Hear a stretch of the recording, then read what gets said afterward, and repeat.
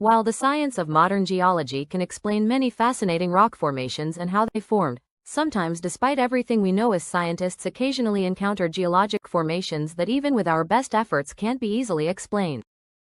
The single formation that I believe best exemplifies this point can be found in the cold Siberian interior of Russia.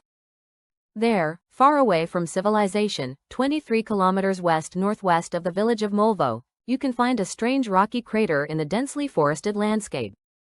Known as Patomskiy Crater, it consists of a raised cone which measures 170 meters or 558 feet long, 130 meters or 427 feet wide, and rises 39 meters or 128 feet above the surrounding landscape. Patomskiy Crater has a defined outer and inner rim, the latter of which occurs alongside a tall dome structure within its 79-meter or 259-foot wide crater. But wait, I hear the geologists in my audience shout, this is clearly just an isolated cinder cone. While I must admit that Patomskiy Crater is similar in size cinder cone to some smaller end cinder cones, there is one major problem with this theory. Cinder cones, for reference, are composed out of both ash and small ejected vesicular lava fragments termed cinders and ash, often containing multiple million cubic meters of these igneous rock units. Patomskiy Crater, on the other hand, is not composed of any lava rocks or ash, or even igneous rocks of any kind. Instead, it is composed of 300,000 cubic meters of a 600 million year old sedimentary rock limestone and gas emissions type known as limestone.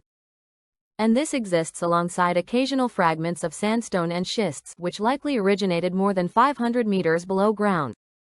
So clearly something must have happened to cause such a deep rock unit even in minor amounts to end up on the surface. While Patomskiy Crater has been frequently reported to have been discovered in 1949, the truth is that indigenous peoples to the region knew of it long beforehand.